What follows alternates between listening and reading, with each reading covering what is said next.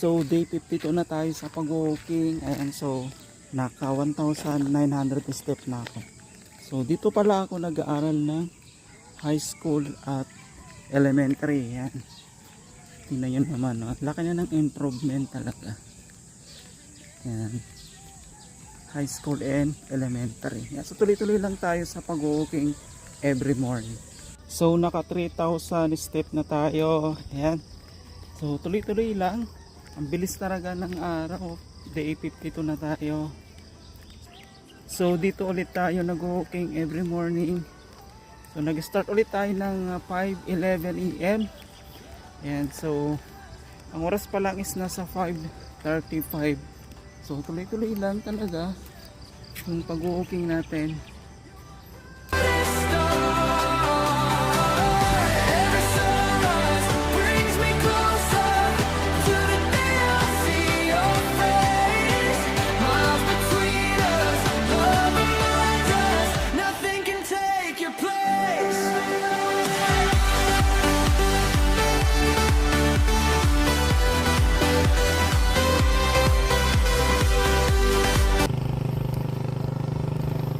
So ang bilis talaga ng araw. Naka day 52 na tayo sa pag-walking every morning.